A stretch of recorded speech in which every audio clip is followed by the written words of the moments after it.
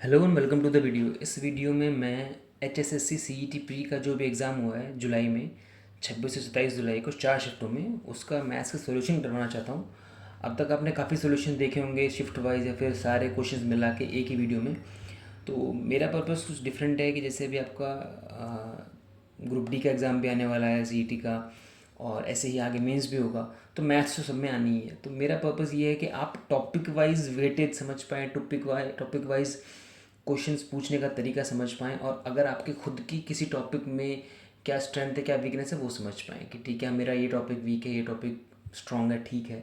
और HSSC किन topic से ज़्यादा पूछती है, किन से कम पूछती है, किन से पूछती ही नहीं है, आप ये सब चीज़ें समझ पाएँ। मेरा जो थोड़ा सा वो रहेगा, इंक्लिनेशन रहेगी, वो थोड़ी इंग्लिश की तरफ रहेगी। ऐसा नहीं है कि मैं इंग्लिश में बात करने वाला हूँ, बाइलिंगुअल सब कुछ रहेगा कि क्वेश्चन पढ़ूंगा, जो इंग्लिश वाला पार्ट का क्वेश्चन पढ़ूंगा, सॉल्व सिर्फ अब LCM को LCM लिखूँ या लघुत्तम समापवर्त लिखूँ, दोनों को समझ में आता है, ऐसी बात नहीं है। तो सब समझ में आएगा, बट आप बोलने के तरीके से समझ जाएंगे कि मेरा थोड़ा सा इंग्लिश सेंट्रिक चीज़ें हैं। ठीक है, ऐसे कोई दिक्कत वाली बात होगी नहीं। चलिए स्टार्ट करते हैं। अब मेरी कोशिश ये रहेगी कि जब क्वेश्चन का सॉल्यूशन बताऊं, तो जो जो भी तरीके दिमाग में आ सकते हैं, आने चाहिए, वो सब आपको बताया जाए। एंड मेरा कोई, जैसे हरियाणा के काफ़ी में आप यूट्यूबर्स या फिर टीचर कुछ भी कह लीजिए, वो होते हैं थोड़ा ज़ोर ज़ोर से बोलना और बाकी चीज़ें भी करना, वो मुझसे होती नहीं है। सो प्लीज़ वो एक्सपेक्ट मत कीजिएगा मुझसे। चलिए स्टार्ट करते हैं। अब जैसे क्वेश्चन में लिखा हुआ है कि if LCM of AB is 84 और HCF है 7 दे रखा है, तो बोल रहा है कि इन चारों ऑप्शंस में से कौन सा पेयर पॉसिबल है, मतलब कि A और B क्या क्या हो सकते हैं, इनमें से वो पूछा गया है। तो देखो, सबसे पहले तो अब हर किसी को ज़रूरी नहीं है कि सारी प्रॉपर्टीज़ पता हो HCF LCM की या कुछ भी। तो जिसको पता होगी वो क्या करेगा, जैसे कि मुझे पता है, तो मैं सबसे पहले इसमें क्या अप्रोच करूँगा कि जो एक प्रॉपर्टी होती है HCF इंटू LCM, वो होता है उन दोनों नंबर्स के बराबर ही, कि जिन दोनों नंबर्स का मैंने HCF निकाला है, LCM निकाला है, उन्हीं का मल्टीप्लिकेशन उसके HCF LCM के मल्टीप्लिकेशन के बराबर होता है। ये प्रॉपर्टी है, ये कोई फॉर्मूला नहीं है, ये होता है। ठीक है ना, कि 1 और 2 करोगे तो 3 आएगा, ये कोई फॉर्मूला नहीं है, ये है, अब है तो है। ठीक है। चलिए, तो अब इसमें क्या करेंगे अब, कि भाई इन दोनों की मल्टीप्लिकेशन करके देखना है हमको, जो भी होगा वो किन की मल्टीप्लिकेशन से आ रहा है, वो हमारा आंसर होगा।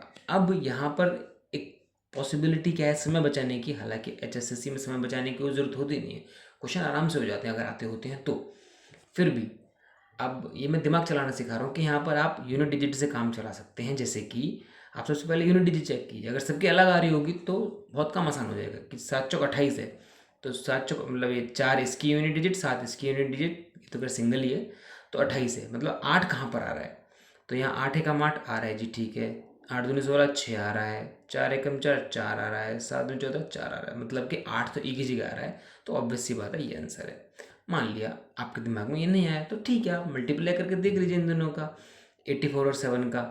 तो जो आएगा वो चेक करना है कि आपका इन चारों में से कहाँ पर आ रहा है, वहाँ पर बात बन जाती है। चलो, आपको फॉर्मूला नहीं पता है वाला, जिसको मैं कह रहा हूँ प्रॉपर्टी आपको ये नहीं पता, मान लो, उस केस में आपको क्या करना है कि आपको इन चारों ऑप्शंस का अलग अलग करके आपको HCF और LCM निकाल कर देखना है।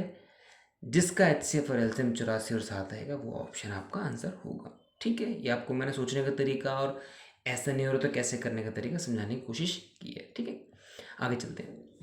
अभी क्वेश्चन में बोल रहा है, ओके, मुझे ऐसा लग रहा है कि ये आपको ना पूरा प्रॉपरली दिख नहीं रहा होगा, इसको थोड़ा बड़ा करता हूँ मैं।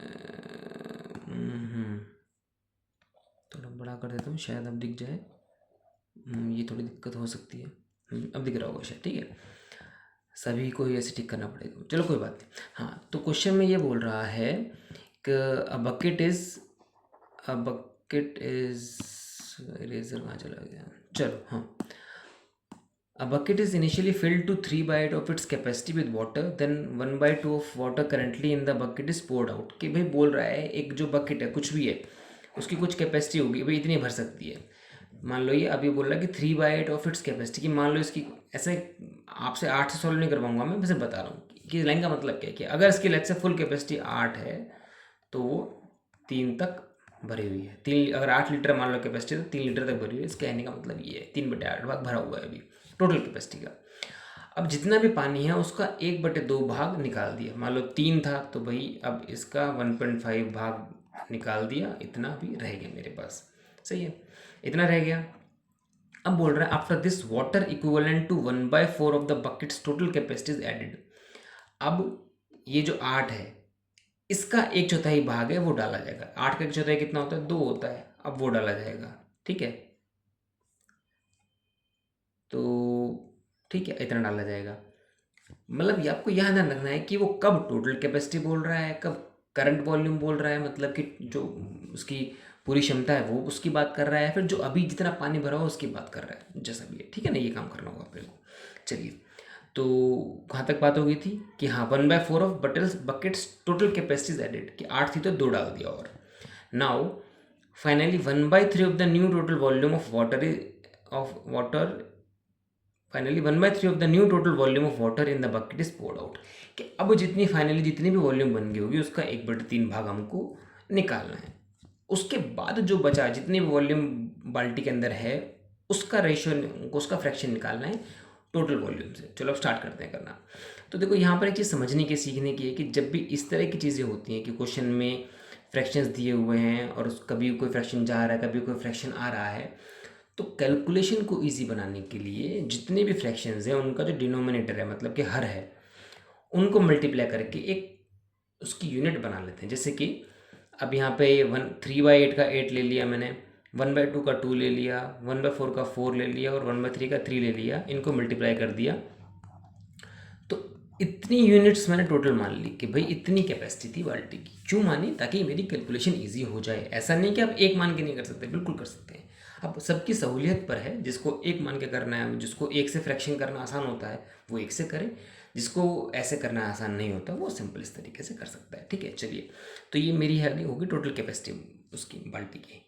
अब 1/2 ऑफ द करंटली क्या है इसकी, अब क्या बोला 3/8 इसकी भरी हुई है, तो इस समय कितनी वॉल्यूम है वो चेक करते हैं।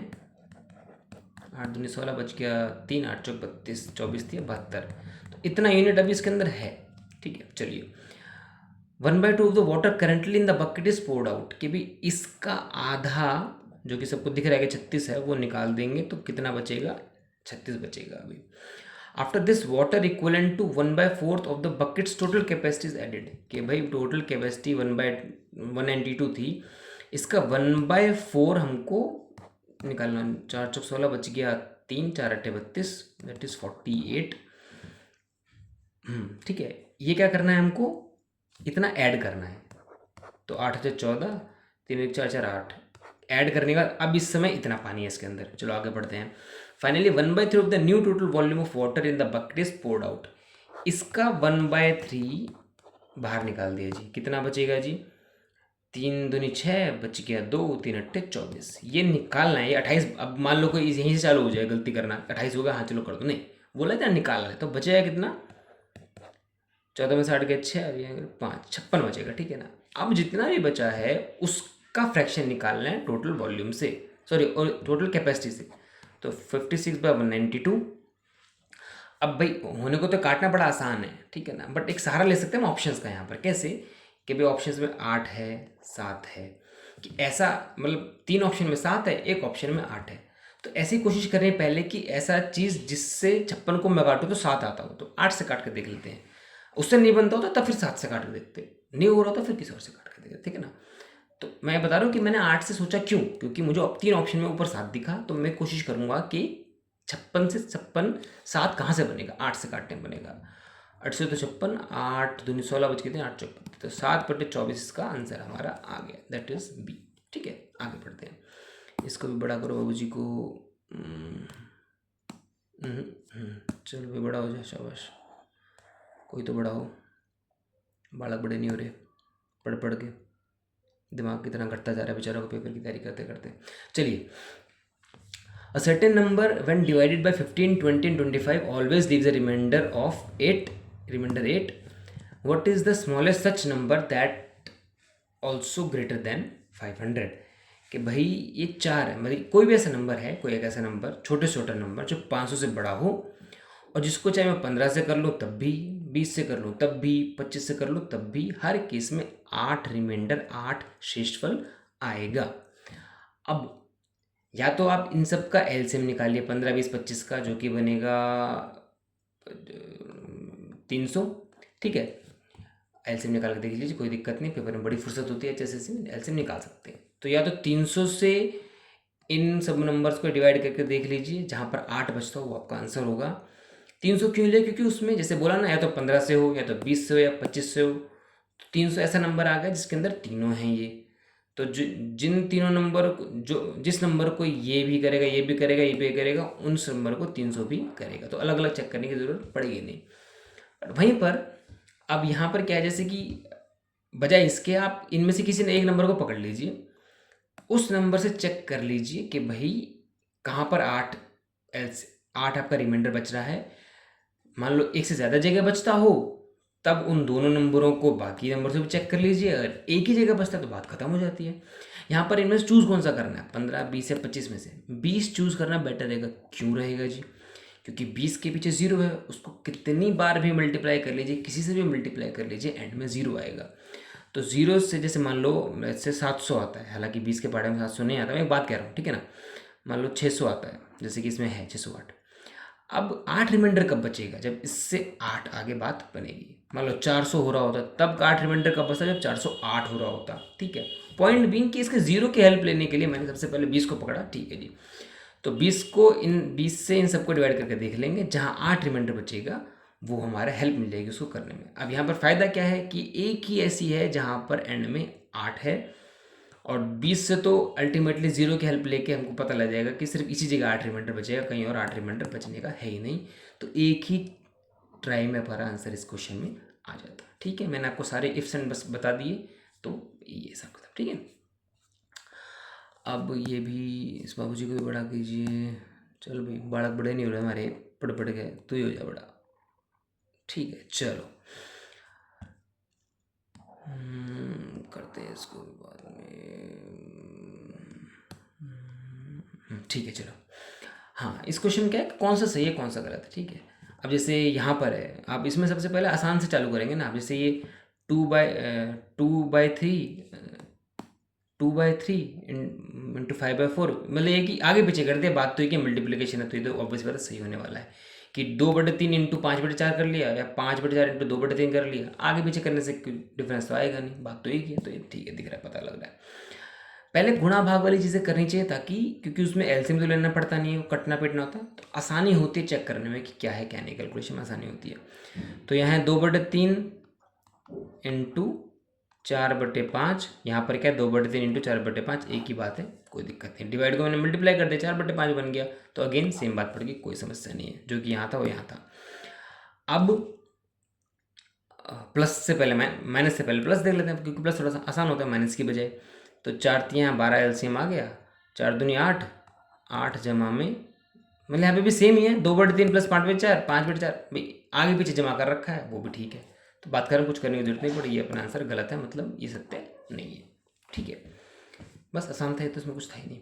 द वैल्यू ऑफ 0.3 इज, अब डेसिमल में देखो क्या होता है कि भाई, अब फॉर एग्जांपल अब एक चीज़ समझ लेते हैं कि जैसे आप स्क्वायर कर रहे हैं, किसी चीज़ का स्क्वायर कर रहे हैं, मान लो एक 0 वाली टर्म का स्क्वायर कर रहे हैं, 200 का स्क्वायर किया तो क्या बनेगा आपका 400। तो यहाँ पर 20 का स्क्वायर किया, सॉरी 20 का स्क्वायर किया तो 400 बना। ठीक है, तो यहाँ ऐसा है कि एलिमेंट्स, हर एलिमेंट का, जैसे मान लो 0 होंगी तो जितनी 0 होंगी वो पेयर में आ जाएंगी, 2 आ जाएंगी। अगर ऐसे में 20 का क्यूब कर रहा होता, मान लो मुझे नहीं पता, इतना पता होता कि 3 0 आ रही होती, ठीक है ना। 20 का 4 कर रहा होता तो इतना पता होता कि आपको 4 0 आ रही थी, मतलब जितनी पावर है उतनी 0 आगे बन रहे होंगे। बाकी डिजिट की चलो बाद में बात करेंगे, बट 0 की बात चल रही है यहाँ पर। ऐसे डेसिमल में होता है कि 0.3 की पावर 3 है, तो इतना पता है कि डेसिमल के बाद, पॉइंट के बाद 3 डिजिट बननी होंगी, बात खत्म। हमको कुछ करके देखना भी नहीं कि मुझे 3 का, मान लो इतना इतना मैं बेकार हूँ मैथ्स में कि मुझसे 3 की गुणा भी नहीं होती 3 बार, कोई बात नहीं, आंसर इसका यहाँ आ जाता है। ठीक है ना, चलो अब आगे जाते हैं। इस बाबू जी को भी कर देते हैं, बढ़ा देते हैं इसका।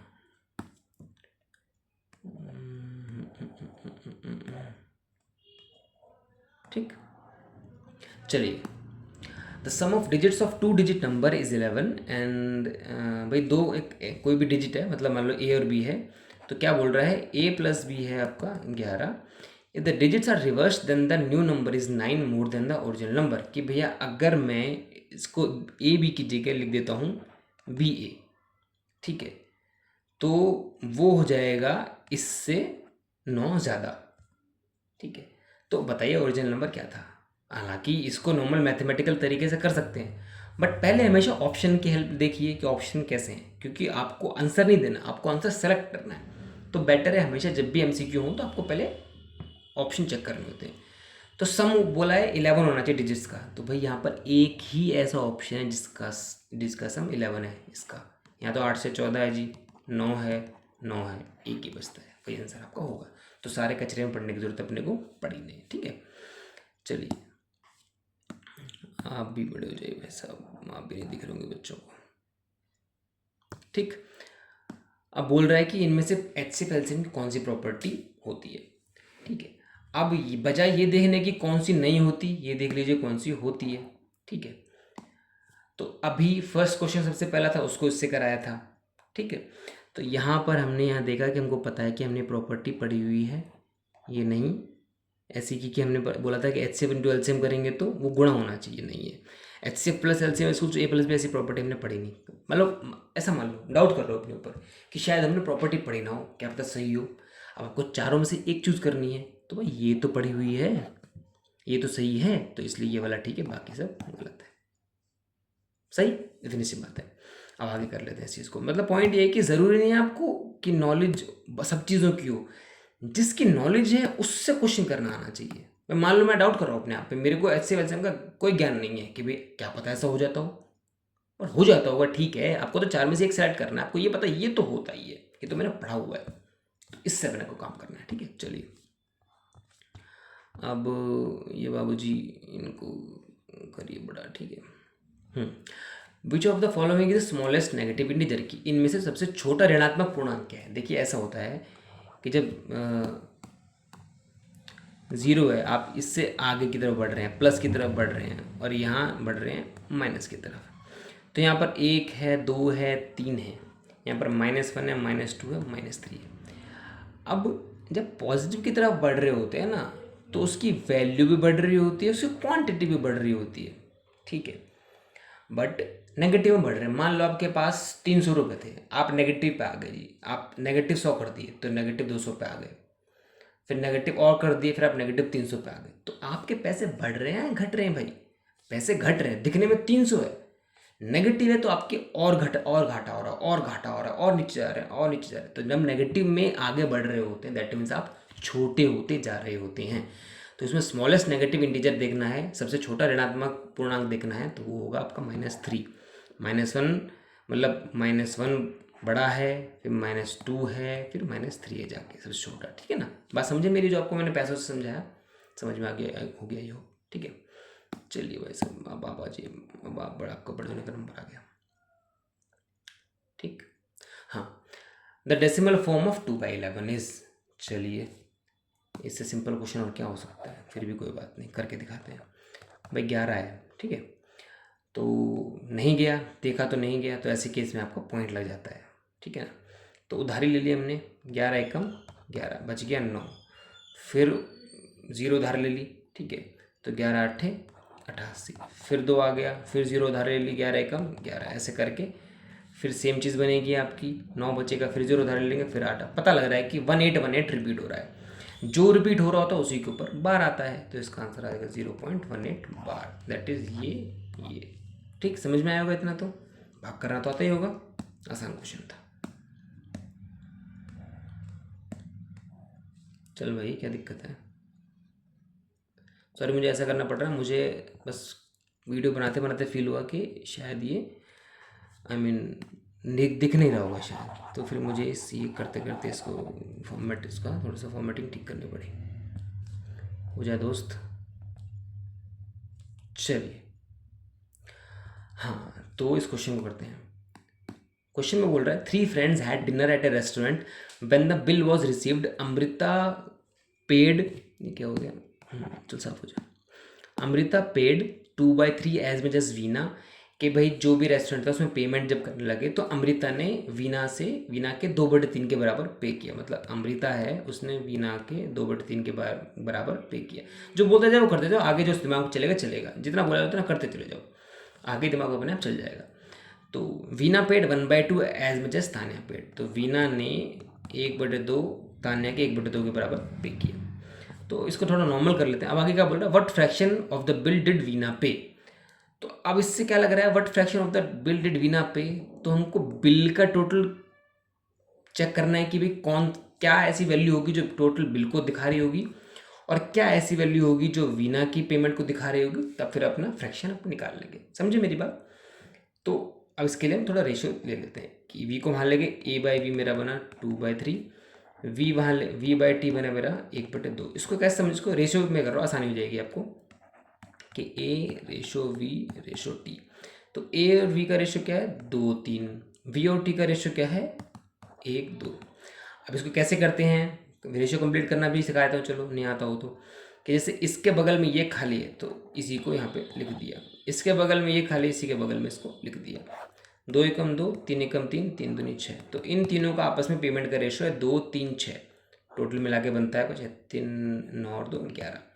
वीना का क्या है 3, टोटल है 11। तो वीना ने 11 में से 3 भाग आपको पे किया, विच इज़ ये ऑप्शन। समझ में ये बात। तो मान लो स्टार्टिंग में दिमाग नहीं चलता कि भी अच्छा ऐसे करूँगा तो ये हो जाएगा, वैसे करूँगा तो वो हो जाएगा। जो बोला है चुपचाप उसको लिख लो, उसके बाद अपने आप समझ में आ जाएगा कि कैसे प्रोसीड करना है। ठीक है, चलिए आगे बढ़ते हैं। नहीं दिख रहा होगा यार, सही में नहीं दिख रहा होगा। चलिए तुम थोड़ी देर के लिए नीचे आ जाओ दोस्त। ठीक है, नीचे आ जाओ आप थोड़ी देर के लिए। ठीक है, सीधा मैंने पेपर से ले लिए थे। हाँ चलो, a farmer looks out into a farmer looks out into his farm and sees both chickens and cows. कि भाई वो फार्मर ने देखा कि चिकन है और काउ है, वहाँ पर मुर्गे हैं और गाय हैं।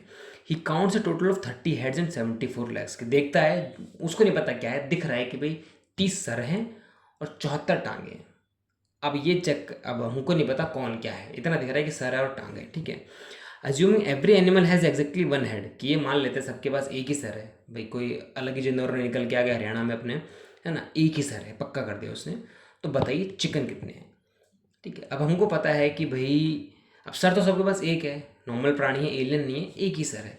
तो उस हिसाब से टोटल 30 हैं। तो मतलब कि चिकन प्लस काओ मिलाकर टोटल 30 रहे होंगे। भाई जितने सर हैं उसका मतलब है कि उतने ही लोग हैं, उतनी ही क्वांटिटी सब टोटल मिला के। ठीक है, इसको मान लेता हूँ मैं एक्स मान लिया, इसको मान लेता हूँ वाई। ठीक है, तो एक्स प्लस वाई तो मेरा आ गया 30। ये मैंने यूज़ किया, जो सर की वैल्यू दे रखी थी उसका यूज़ करके ये इक्वेशन बना दी। अब पैर 74 है, वो कैसे होगा कि मुर्गे की टांगे होती हैं 2, काऊ की होती हैं 4। तो 2x plus 4y is equals to 74।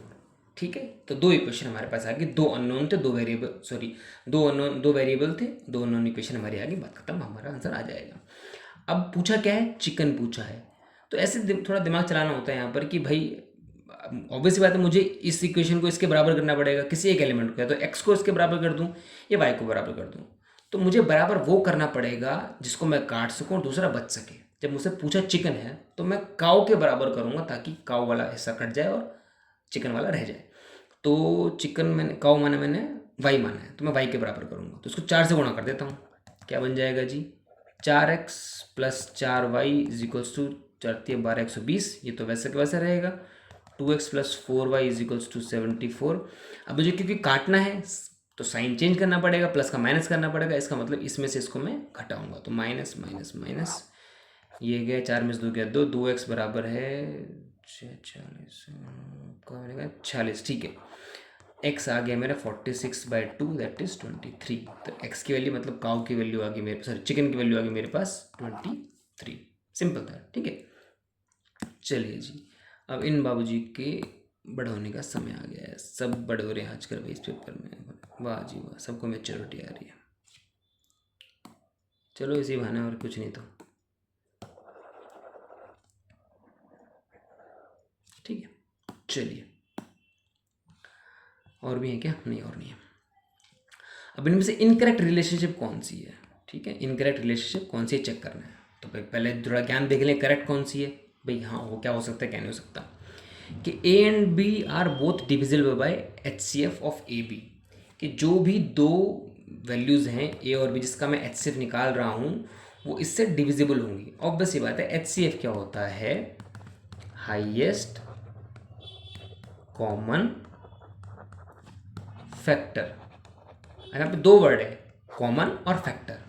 Common मतलब जो दोनों में आ रहा हो, फैक्टर मतलब जो उसको गुणा कर पाए, जो जिससे वो विभाजित हो पाए। तो जब उसके मतलब में ही पूरा मीनिंग है कि कॉमन भी है फैक्टर भी है, तो मतलब ऑब्वियस बात है दोनों को वो डिवाइड करेगा ही करेगा, बात खत्म हो गई। एच सी एफ छोटा है या फिर बराबर हो सकता है मिनिमम ऑफ ए और बी का, मतलब कि जो ए और बी है उनमें से जो छोटी टर्म होगी एच सी एफ या तो उसके बराबर होगा या उससे छोटा होगा।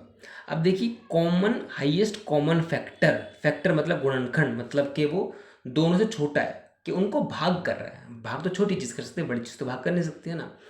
तो ऑब्वियस सी बात है कि या तो वो या तो छोटे वाली टर्म ही होगी एच सी एफ, मतलब कि मान लो मैं दो टर्म ले लेता हूँ, 2 और 4, ठीक है।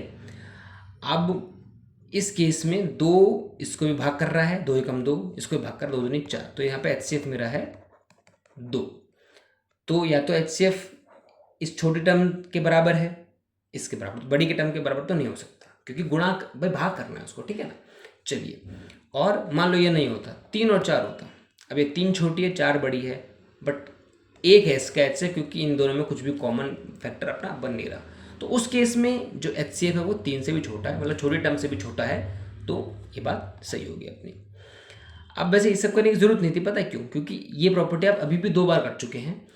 तो यह प्रॉपर्टी जब दिख रही है आपको तब चमकना चाहिए कि एच सी एफ और एलसीएम का जो मल्टीप्लाई होता है वो ए गुणा बी होता है, ए भाग बी नहीं होता। तो इसलिए ये आंसर आपका था, ठीक है। फिर भी मुझे बताना तो बता रहा हूँ, सीखने को मिल रहा है। अगला पे आ जाते हैं कि जैसे एच सी एफ या तो दोनों टर्म्स में छोटी टर्म के बराबर होगा, उससे भी छोटा होगा, ऐसे ही एल सी एम बड़ा होगा, बड़ी टर्म के बराबर होगा या तो उससे भी बड़ा होगा, सॉरी, ठीक है।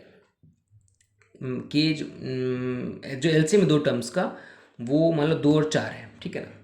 या तो बड़ी टर्म के बराबर होगा, जैसे जो कि इसमें है 2 और 4 का एलसीएम आता है आपका 4, ठीक, तो इसके बराबर होगा। या फिर अब मान लो 2 और 3 ले लिया, तो यहाँ पर आएगा 6, तो बड़ी टर्म में 3, उससे बड़ा है मेरा एलसीएम, तो ये भी ट्रू है। तो इस क्वेश्चन के बहाने हमने एक तो ये समझ लिया कि भाई ये प्रॉपर्टी बड़ी काम की है, सब जगह आ रही है, नंबर सिस्टम में आती है, तो याद रखने का है। और एलसीएम एचसीएम के थोड़े से और मीनिंग हमने समझ लिए। चलिए, अगर आपको अच्छा लगा हो तो प्लीज़ चैनल सब्सक्राइब कर देना। और मेरा भी कोशिश ये रहेगी कि मैं ऐसे ही बाकी चैप्टर्स भी करा पाऊँ, मतलब क्वेश्चन से ही, प्रीवियस ईयर जो क्वेश्चन है उसके।